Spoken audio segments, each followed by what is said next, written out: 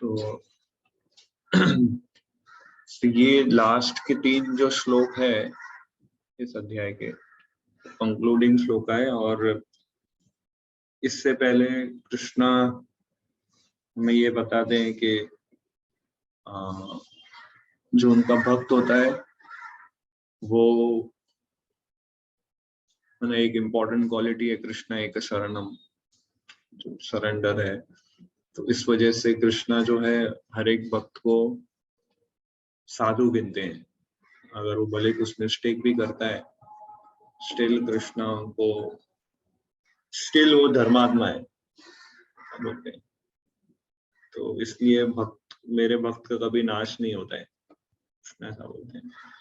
और फिर अगला श्लोक जो आज का ये श्लोक है उसमें ये बताते हैं कि मेरा भक्त, अगर कोई ऐसा व्यक्ति है जो बहुत सारे पाप किए तो वो भी मेरी शरण ले सकता है।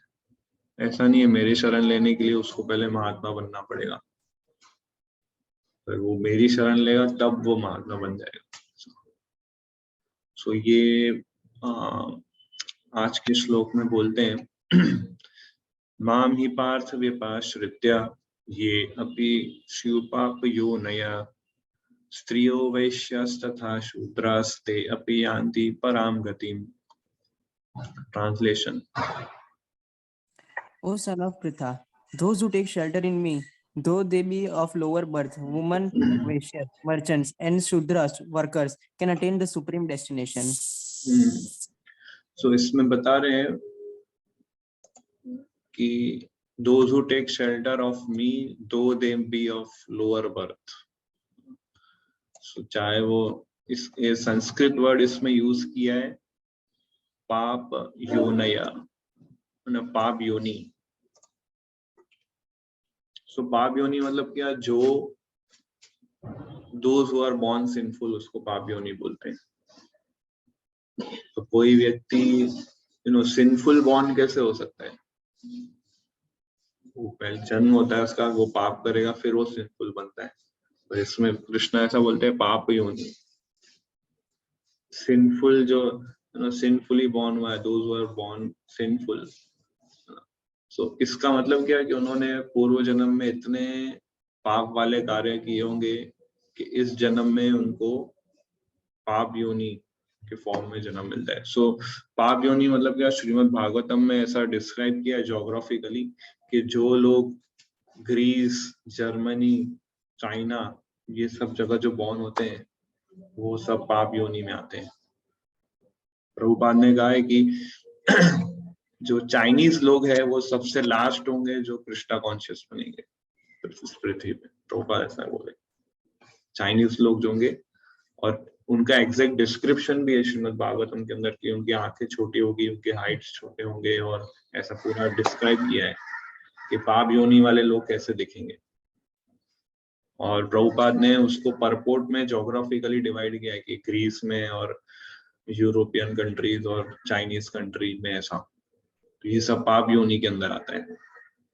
और प्रभुपाद ने कहा है कि जो भक्त चाइनीज भक्तों को प्रचार करेंगे और उनको कृष्णा कॉन्शियस बनाएंगे वो गारंटी भगवत धाम जाएंगे। सो आप लोग में से कोई फ्यूचर में आगे जाके चाइना जाना चाहिए प्रीचिंग करने, प्रभुपाद गारंटी देते हैं कि वो भगवत धाम जाएंगे, क्योंकि वो सबसे पाप योनि। और कृष्णा उन ऐसे लोग को इनवाइट कर रहे हैं कि इनको अगर किसी ने भक्त बना दिया तो मैं उनको भगवत धाम ले जाऊंगा पर्सनली। सो एक्चुअली कृष्णा बोल रहे हैं कि वो व्यक्ति कितना भी फॉलन हुआ हो, उसने मर्डर किया हो, उसने वो बड़ा गैंगस्टर हो, या सब प्रकार के गलत कार्य किए हो, पर वो मेरी शरण में आएगा तो मैं उसको एक्सेप्ट करूंगा। पर दूसरे देवी देवताओं की शरण में जाने के लिए बहुत सारे कंडीशन होते हैं, बहुत सारे नियमों का पालन करना होता है, तब भी वो उस देवी देवताओं की पूजा कर सकता है, ऐसे कोई भी नहीं कर सकता। कृष्णा एकदम ओपन है। प्रभुपाद जब गए थे अमेरिका तो यही चीज हुआ था। अमेरिका में तो सब फॉलन लोग थे, सब हिप्पीज लोग थे, सब नशा करते थे, सब गलत संग में थे, बुरी आदतों में लगे थे। वहां पे प्रभुपाद ने उनको कृष्णा कॉन्शियस दिया और उनको सन्यासी और ब्राह्मण बनाया। इसलिए कृष्णा कोई प्रकार का कास्ट, क्रीड, कलर, नेशनैलिटी ये सब नहीं देखते हैं। भक्ति का यही पावर है। भक्ति योगा प्रोसेस के अंदर यही पावर है। कर्म है, ज्ञान, योग, ये जो दूसरे रास्ते हैं, कर्म, ज्ञान, योग, 4 प्रकार के रास्ते होते हैं, हम सब जानते हैं। कर्म, ज्ञान, योग और भक्ति, 4 तरीके हैं ट्रांसेंडेंटल स्टेज पे पहुंचने के लिए। सो कर्म योग मतलब हम अपने एक्टिविटीज के द्वारा दिव्य स्तर को प्राप्त करते हैं। ज्ञान योग मतलब ज्ञान के द्वारा, और अष्टांग योग यानी कि योग सिद्धि प्रैक्टिस करके, और दूसरा है भक्ति, तो भगवान की भक्ति करके वो। जो कर्म, ज्ञान, योग, ये जो 3 पाथ है, इसमें बहुत सारे डिमांड्स और कंडीशंस हैं। आप 6ठे अध्याय में पढ़ो गीता के अंदर, तो कृष्णा भी बताते हैं अष्टांग योग के लिए आपको पूसा ग्रास के ऊपर बैठना होगा, और आपका नेक और बॉडी स्ट्रेट अलाइन होना चाहिए, और ब्रीदिंग प्रोसेस एकदम कंट्रोल में होना चाहिए ना, और वो आसन जो है आपका ना ज्यादा हाइट पे होना चाहिए, ज्यादा नीचे होना चाहिए। इस प्रकार से बहुत सारी कंडीशंस है, पर भक्ति योगा के अंदर कोई कंडीशन नहीं है। उसमें चैंटिंग, डांसिंग, फीस्टिंग, और फिर कृष्णा ये भी बोलते हैं दूसरे अध्याय में कि इस पाथ में अगर कोई थोड़ा भी प्रयास करता है, वो बड़े से बड़े खतरे से बच जाता है।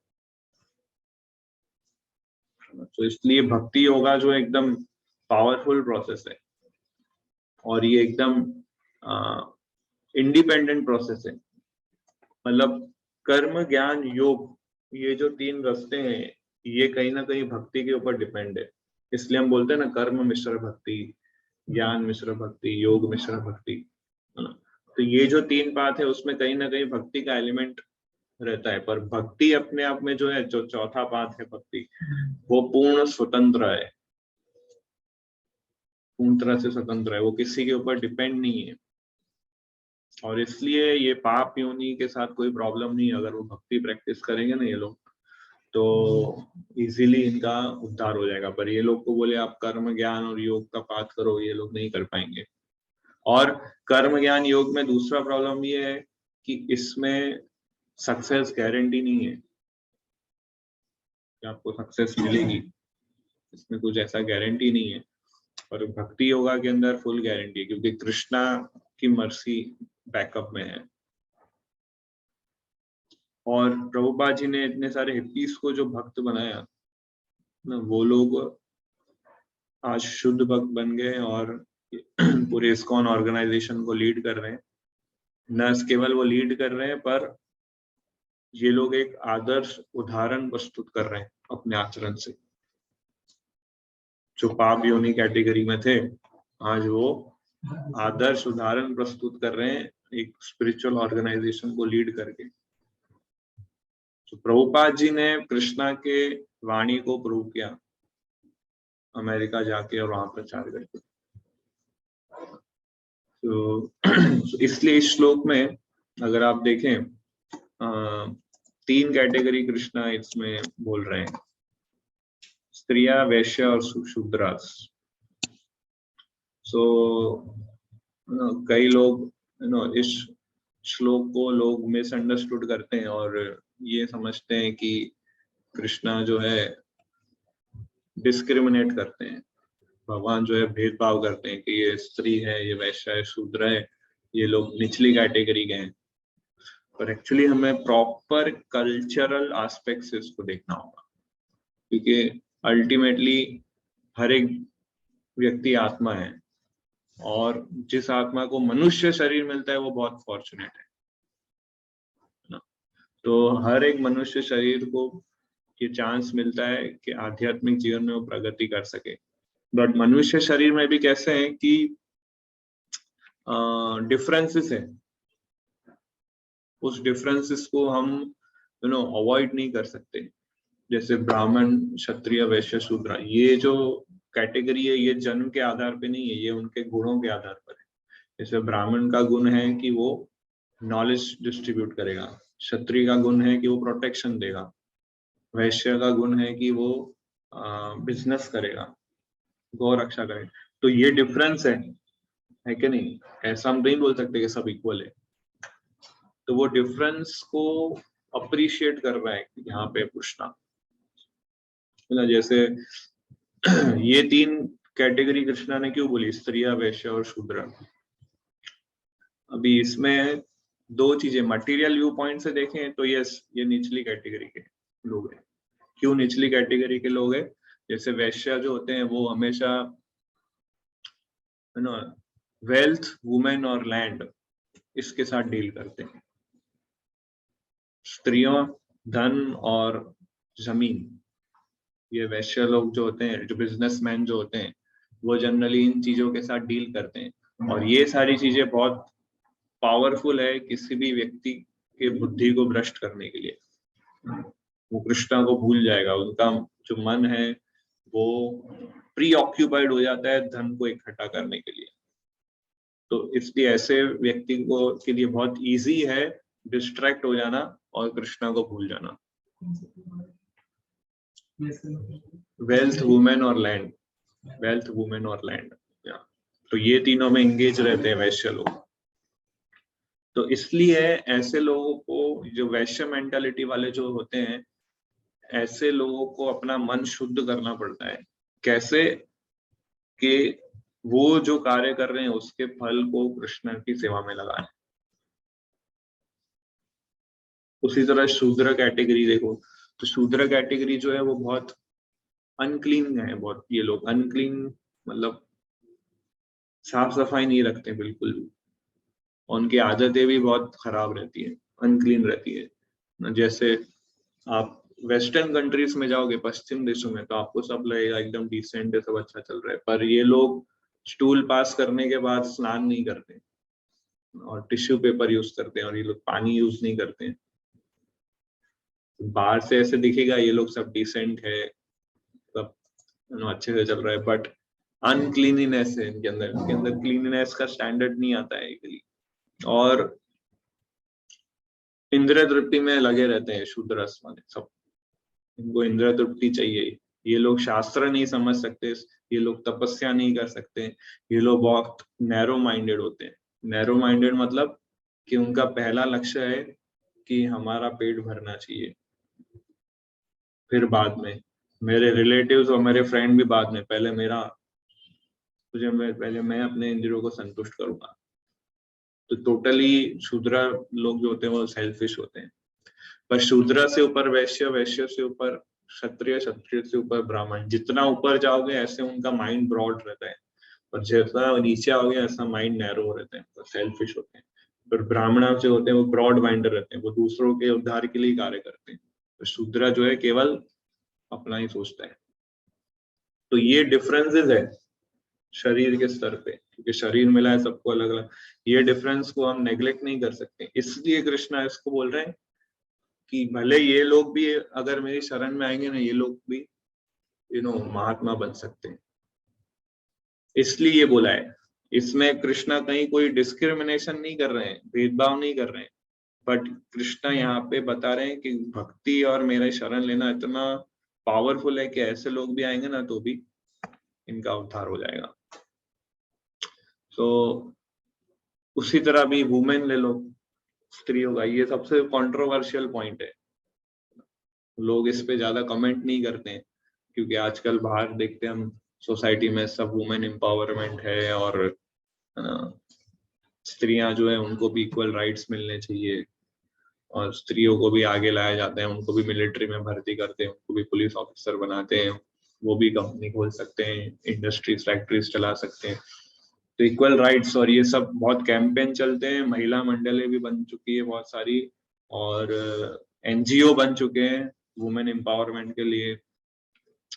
ये लोग ऐसा समझते हैं कि वुमेन को हम क्यों नीचे करें, पर कृष्णा यहाँ पे अगेन डिस्क्रिमिनेट नहीं कर रहे हैं, बट कृष्णा यहाँ पे हमें बता रहे हैं कि डिफरेंसेस को अप्रिशिएट करना है।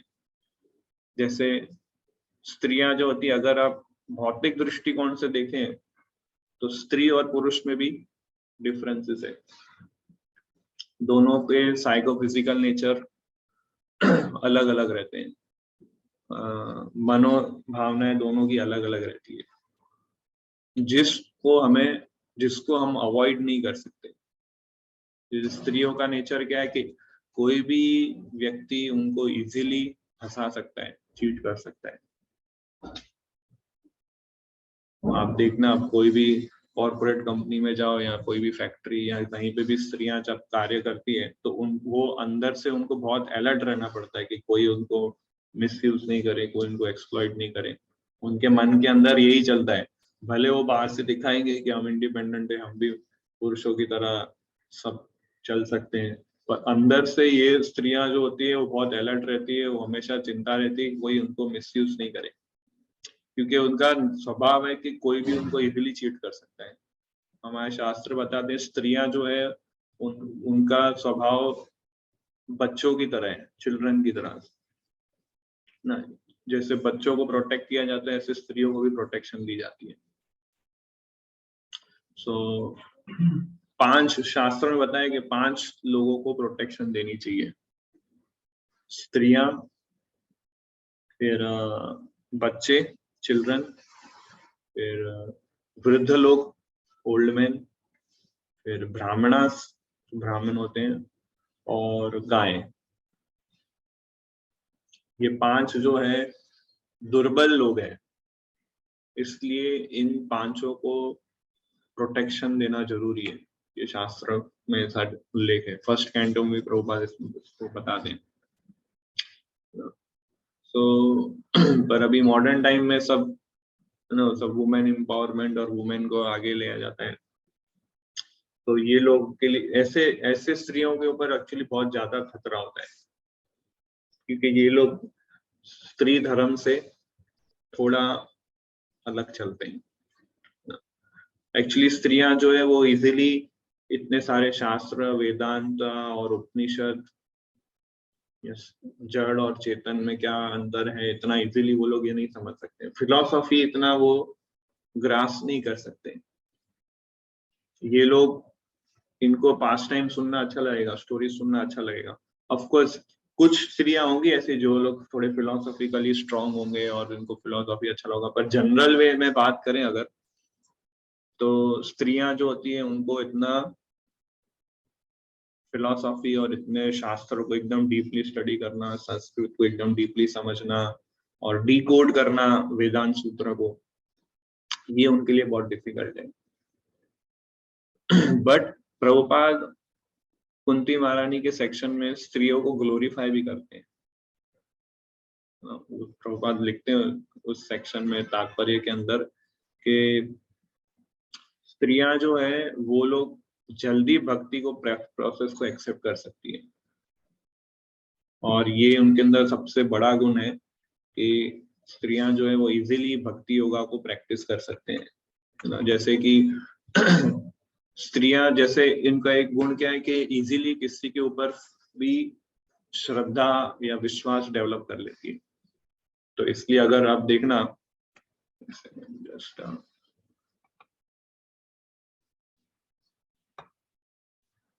अगर आप कोई भी स्त्री, कोई भी महिला, औरत अगर मंदिर जाती है तो इजीली वो विग्रह के सामने प्रणाम करती है, किसी साधु संत को प्रणाम करती है, उनको रिस्पेक्ट देती है। ये लोग ज्यादा इतना डिस्क्रिमिनेशन इतना नहीं रखते हैं, स्त्रियां लोग, ये जिसमें किसी में भी इजीली श्रद्धा ये लोग डेवलप कर लेते हैं, और ये क्वालिटी उनको बहुत जल्दी भक्ति में प्रोग्रेस करवा सकती है ना। तो ये लोग थोड़े इमोशनल लोग हैं स्त्रियां जो है, पर पुरुष लोग कैसे हैं कि इनके अंदर थोड़ा इंटेलिजेंस वाला भाव ज्यादा है, रैशनल एबिलिटी। ये लोग ज्यादा डाउट करते हैं पुरुष लोग, क्योंकि ये लोग बुद्धि से चलते हैं। स्त्रियां जो हैं वो भावनाओं से चलती है, पुरुष जो है वो बुद्धि से चलते हैं। तो अगर कोई पुरुष मंदिर जाएगा तो वो डाउट करेगा, अरे ये लोग सब क्यों इतना विग्रह मूर्ति पूजा कर रहे हैं, ये लोग भी कुछ अंदर गड़बड़ करते होंगे, क्या बता। तो पुरुष लोग इतना इजीली किसी के ऊपर फेथ या श्रद्धा नहीं रखते हैं। सो और अगर उनको कोई है ना शास्त्र का कोई ज्ञान दे तो डाउट करेंगे कि सच बोल रहा है कि झूठ बोल रहा है, कहाँ से उठा के बोल रहा है, किस क्या प्रूफ है। पर स्त्रियां ऐसा नहीं सोचती है ना, वो इजीली एक्सेप्ट कर, इसलिए वो लोग भक्ति में फटाफट आगे बढ़ सकते हैं। तो ये क्वालिटी प्रभुपाद अपने तात्पर्य में लिखते हैं भागवतम के अंदर, स्त्रियों का इस तरह से ग्लोरीफाई करते हैं। तो पुरुष जो है वो डिस्ट्रैक्ट हो जाता है क्योंकि वो किसी पे इजीली फेथ नहीं रखते हैं। औरतें जो है वो इजीली डिस्ट्रैक्ट हो जाते हैं क्योंकि वो किसी गलत जगह पे फेथ रख सकते हैं। तो स्त्रियों के अंदर डिस्क्रिमिनेशन पावर इतना स्ट्रांग नहीं है, पुरुषों के अंदर बहुत स्ट्रांग रहता है।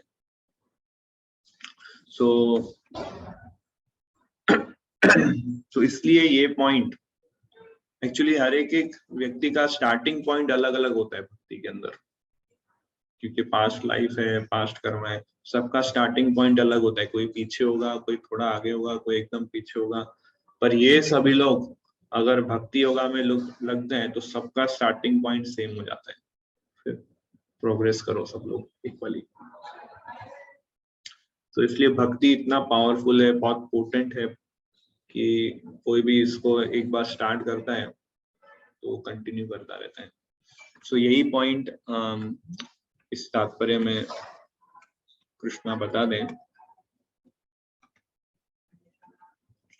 प्रभुपाद इसको डिस्क्राइब करते हैं।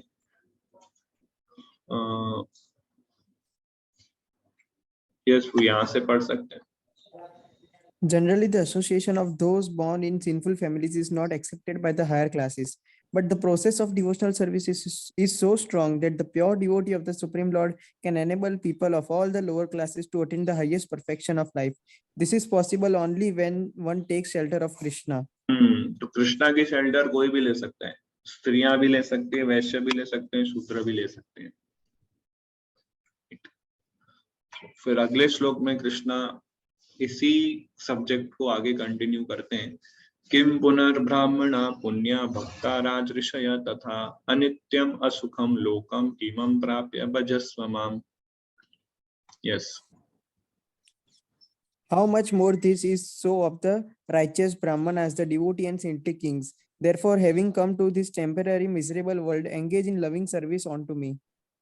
फिर कृष्णा बोल रहे हैं कि स्त्रियां वैश्य शूद्रा जो है उनका उद्धार हो जाता है, तो फिर उन ब्राह्मणों का, उन भक्तों का और महान राज ऋषियों का क्या कहना।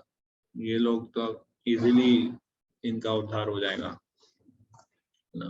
तो इसलिए बोल रहे भक्त राजा ऋषय तथा। फिर कृष्णा इसमें देखो तीसरे लाइन में, मतलब तीसरे पार्ट में क्या बोल रहे हैं, सेकंड लाइन, अनित्यम असुखम लोकम। तो ये मटेरियल वर्ल्ड को कृष्णा यहाँ पे बोल रहे हैं अनित्यम मतलब टेम्पररी, और असुखम। तो जो 8वें अध्याय में उन्होंने बोला दुखालयम अशाश्वतम, 9वें अध्याय में बोल रहे अनित्यम असुखम लोकम। ठीक है, तो दूसरी बार ये वो बोलता रहे कि ये मटेरियल वर्ल्ड में कहीं सुख नहीं है, अनित्यम असुखम लोकम। तो अनित्यम असुखम लोकम में क्या करना है, बोल रहे हैं इमं प्राप्य भजस्व माम। अनित्यम असुखम लोकम में भजस्य माम, मेरे भक्ति में लगो। सो और फिर अंतिम श्लोक इस अध्याय का जो बहुत प्रसिद्ध श्लोक है, मन्मना भव मद भक्तो मदयाचि माम नमस्कुरु माम एवैष्यसि युक्त वैवम आत्मानां मत्परायणा।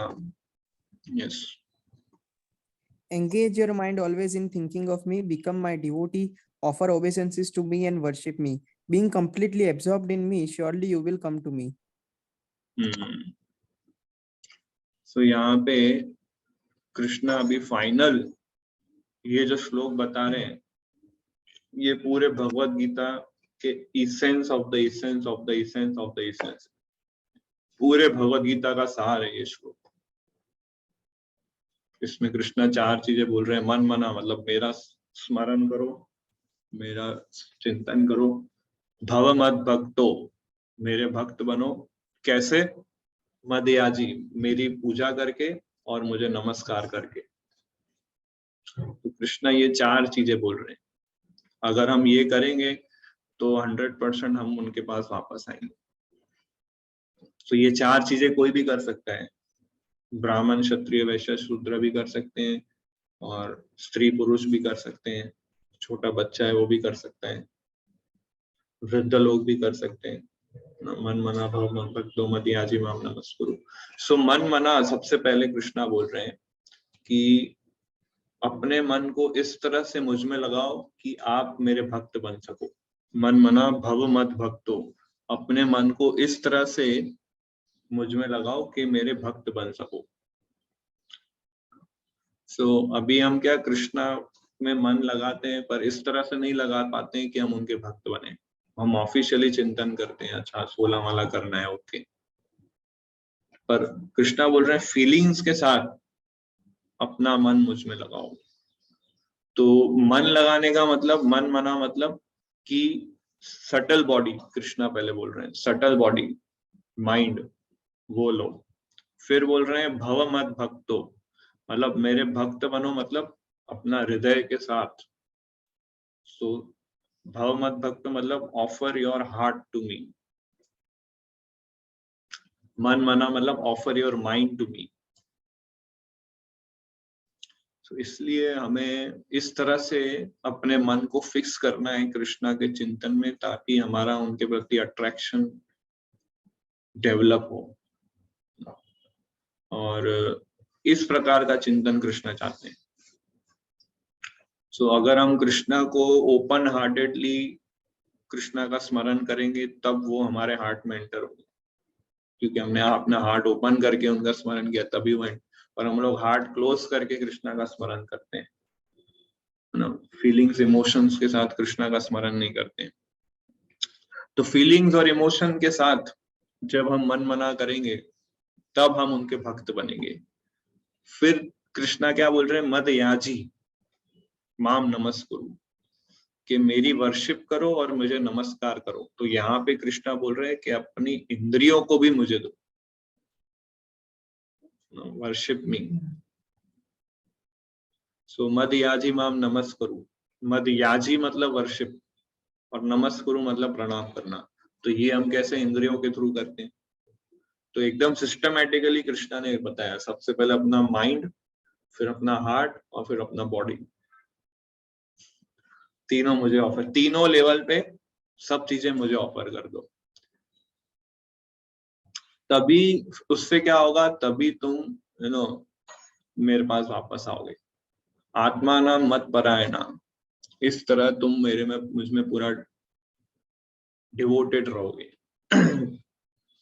सो ये जो श्लोक है, ये पूरे भगवत गीता का सार है। और यही सेम श्लोक कृष्णा फिर 18वें अध्याय में सेम रिपीट करते हैं। तो एक ऐसा श्लोक है जो कृष्णा 2 बार बोलते हैं, और कोई श्लोक 2 बार नहीं बोला गया है गीता के अंदर, ये श्लोक बोला है। तो प्रभुपाद भी कहते थे, अगर आप ये 4 एक बार एक प्रभुपाद ने किसी को, अपने एक शिष्य को सन्यास दीक्षा दिया था, कहीं जगह है कोई, तो उसने सन्यास धारण किया और फिर प्रभुपाद के रूम पे आया, उनको प्रणाम किया, और प्रभुपाद को बोला, प्रभुपाद मैंने अभी सन्यास लिया, आप कुछ विशेष इंस्ट्रक्शन मुझे देना चाहेंगे? कुछ आपका क्या विशेष आदेश है, क्या मुझे करना चाहिए? तो प्रभुपाद ने बोला 4 चीजें करनी चाहिए तुम्हें, मन मना भव मत भक्तो मदयाजी माम नमस्कुरु। अगर तुम ये 4 चीज करोगे तो तुम सन्यास से भी ऊपर आ जाओगे। तो इसलिए ये इंस्ट्रक्शन बहुत इंपॉर्टेंट है। सो भगवत गीता के जो ये जो बीच के 6 अध्याय जो हमने डिस्कस किए उसमें ये 9वां अध्याय है, उसको कृष्णा ने बोला है राज विद्या राजगुह्यम, most confidential knowledge, king of all knowledge. और उस कॉन्फिडेंशियल नॉलेज और किंग ऑफ नॉलेज का जो इसेंट श्लोक है वो ये है 9.34। तो है ना, जैसे हम लोग सैंडविच होता है, सैंडविच उसमें ऊपर 2 ब्रेड होती है और बीच में मसाला होता है। तो हम जो मसाला है वो भक्ति योगा है, तो वो मसाले के नाम पे वो सैंडविच है, वेजिटेबल सैंडविच, चीज सैंडविच, आलू मटर सैंडविच, है कि नहीं? हम ऐसा नहीं बोलते ब्रेड सैंडविच। ब्रेड सैंडविच बोलते हैं क्या? ब्रेड सैंडविच नहीं बोलते, वो मसाला जो है ना उसके नाम पे वो सैंडविच होता है। तो ऐसे ही ये जो मसाला है वो भक्ति योग है, और ऊपर का जो ब्रेड है वो कर्म योग है, नीचे का ब्रेड जो है वो ज्ञान योग है। और मसाला जो, अगर वो मसाला दे दो तो ब्रेड, सिर्फ ब्रेड दे दो तो उसको सैंडविच नहीं बोल सकते हम। इसलिए नाम भगवत गीता है। यस, भक्ति योगा इसलिए टॉप मोस्ट है, इसको हमें बहुत, एक्चुअली हम लोगों ने क्या, हम लोग डायरेक्ट भक्ति योगा में आ गए ना, इसलिए हम दूसरे चीजों को समझ नहीं पाते कि वो कितने डिफिकल्ट है और क्या है। अगर किसी को डायरेक्ट आईफोन दे दो तो उसको लगेगा कि हाँ आईफोन है, पर उसको अगर पहले बटन वाला फोन दो, फिर एमआई का फोन दो, और फिर धीरे धीरे धीरे करके आईफोन दो, तब वो आईफोन की वैल्यू उसको समझ में आएगी। पर डायरेक्टली उसको आईफोन दे दो, क्योंकि उससे ऊपर तो और कोई फोन है ही नहीं, तो उसको लगेगा हाँ ये फोन है। ऐसा हमारे साथ हो गया है, हमको डायरेक्ट टॉप मोस्ट प्रोसेस में हम लोग जुड़े हैं, तो हम अप्रिशिएट नहीं कर पाते, क्योंकि हमने कर्म योग, ज्ञान योग, अष्टांग योग ये सब स्किप कर दिया है, उनको करने की जरूरत नहीं है। पर जो लोग ये प्रोसेस करके उनको भक्ति में जोड़ा हो ना, फिर वो देखो कितना प्रोग्रेस करते। इसलिए अच्छे से श्रवण अध्ययन करो, समझो, अप्रिशिएट करो कि भक्ति योग का प्रोसेस कितना पावरफुल है। यस, किसी का कोई प्रश्न है तो पूछ सकते हैं।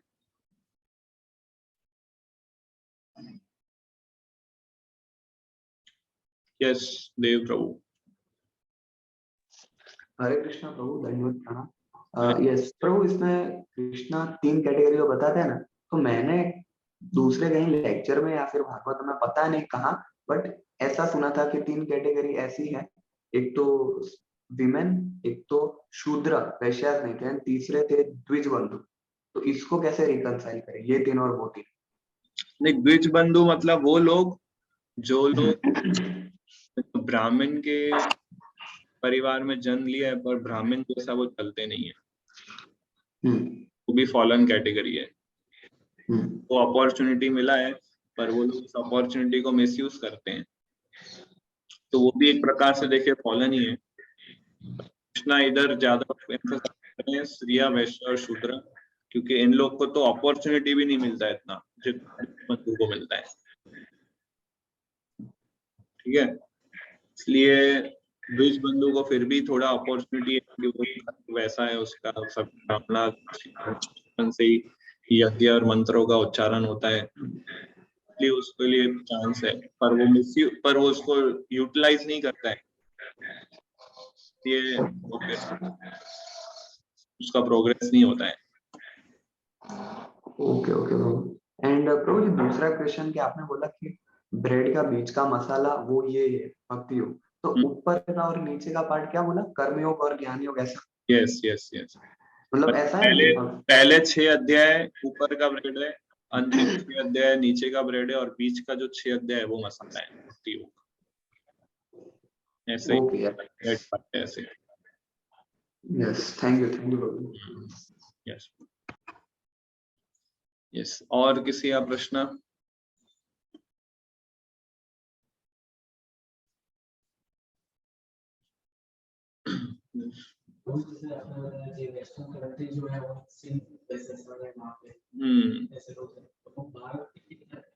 भारत तो पुण्य भूमि है एकदम।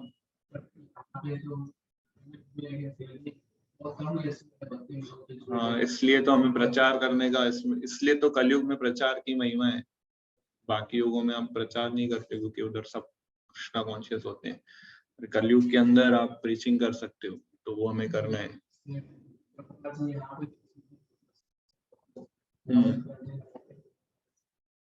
हाँ, पर फिर भी जो भारत भूमि और पुण्य भूमि है, क्योंकि सारे महान ऋषिगण, इवन भगवान के सारे अवतार यहाँ आए थे। भले फिर अभी यहाँ पे इतना इजीली लोग एक्सेप्ट नहीं कर रहे, पर अभी की सिचुएशन देखें तो आज इंडियंस लोग ज्यादा कृष्णा कॉन्शियस प्रैक्टिस कर रहे हैं और अमेरिकन इतना जल्दी कनेक्ट नहीं हो पा रहे हैं।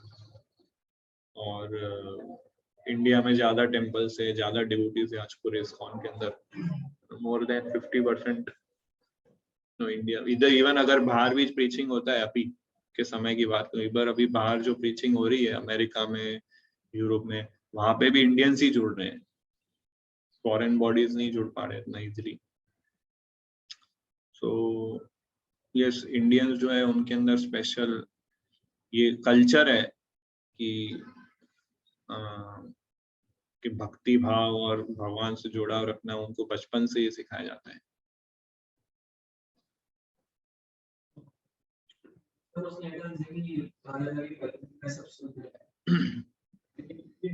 पर्सनली मैं देखता हूँ तो कभी लगता है कि ब्राह्मण के घर में जो बच्चा पैदा हुआ है उसको एक अलग क्वालिटी, छत्री की अलग मतलब है भले, लेकिन सब शुद्ध है। घर में जो पैदा हुआ छत्री की क्वालिटी है, हाँ क्वालिटी है, पर वो लोग उस क्वालिटी को यूज नहीं करते हैं, वो उस क्वालिटी को भी शूद्र मेंटालिटी की तरह यूज करते हैं।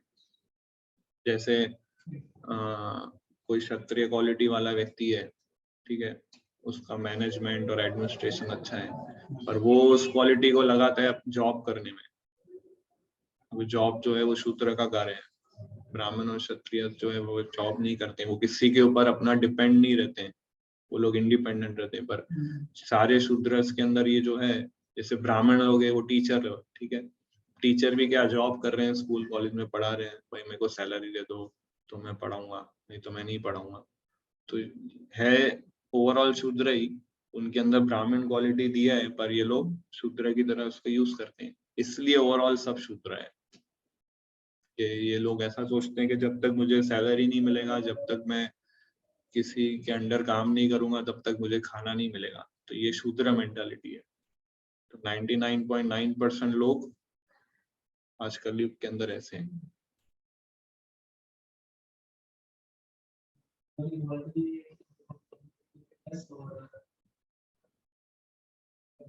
अनक्लीन हैबिट्स भी है इनके अंदर।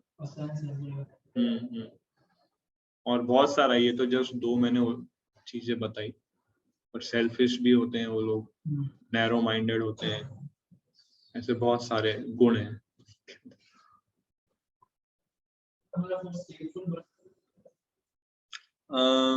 एक ही है, गिन सकते हैं, पर सिंपल बात एक ही कैटेगरी में गिन सकते हो।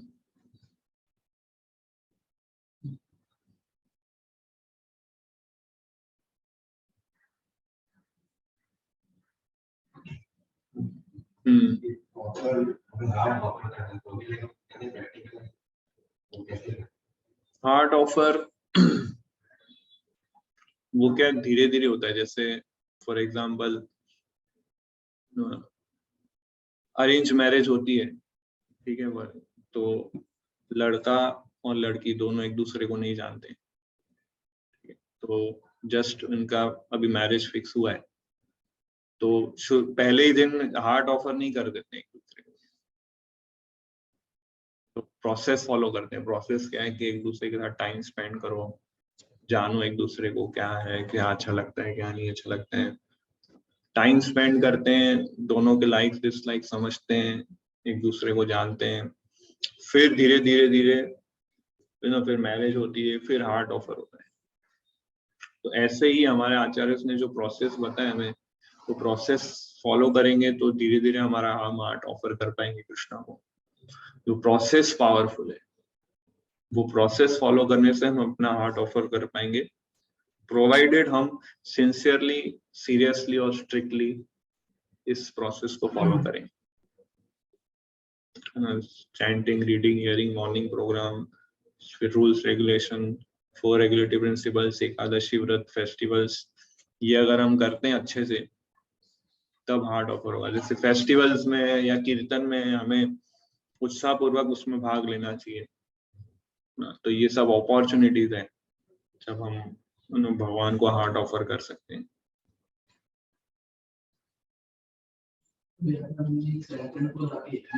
अपने मन को इस तरह उसमें लगाओ कि मेरे भक्त बन सके। यस, बस यही कि मन को इस तरह से लगाना है फीलिंग्स के साथ, क्योंकि माइंड के अंदर फीलिंग्स है, ठीक है। थिंकिंग जो है इंटेलिजेंस के अंदर है, फीलिंग्स माइंड के अंदर है, और विलिंग जो है सेंसेस के अंदर है। तो माइंड को फीलिंग्स के साथ, माइंड के अंदर फीलिंग्स होती है, बिना फीलिंग्स के आप माइंड लगा नहीं सकते किसी के अंदर, है ना। अभी हम लोग कृष्णा का स्मरण कर रहे हैं पर बिना फीलिंग के कर रहे हैं, इसलिए कांस्टेंट मेडिटेशन नहीं हो पाता है, इसलिए वो आउट हो जाते हैं माइंड से। माइंड को आप कांस्टेंट भी, कोई भी चीज को कांस्टेंटली आपको मेडिटेट करना हो तो फीलिंग्स के साथ करो, तभी वो मेडिटेट होगा। फिर कृष्णा को हम बिना, कोई भी व्यक्ति को बिना फीलिंग्स के साथ मेडिटेट करोगे ना, तो 2 मिनट 5 मिनट होगा, फिर वो माइंड से बाहर निकल जाएगा, क्योंकि माइंड फीलिंग्स के साथ ही चीजों को मेडिटेट कर सकता है।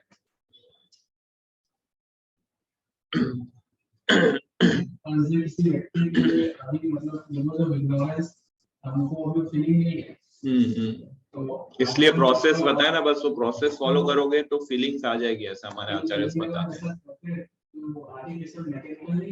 नहीं, हमारे आचार्यों ने जो बताया ना प्रोसेस, वो प्रोसेस फॉलो करेंगे तो फीलिंग जनरेट हो जाएगी माइंड के अंदर, और वो ऑलरेडी हमारे अंदर है, क्योंकि हम नित्य कृष्ण दास है। दूसरा पॉइंट ये है, वो कोई आर्टिफिशियल चीज नहीं है, इटरनली हम कृष्णा के सर्वेंट हैं। तो हमारे ऊपर कवरिंग इतना ऐसा लग गया है कि वो फीलिंग्स डॉर्मेंट स्टेट में चले गई, उसको एक्टिवेट करने के लिए हमें थोड़ा प्रयास करना होगा।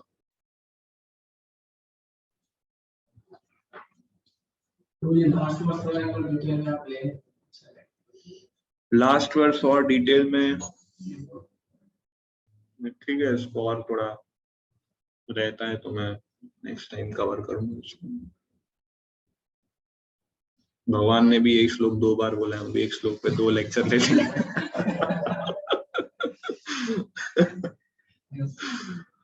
ओके, ठीक है। श्रीमद् भगवद गीता की जय, श्रील प्रभुपाद की जय।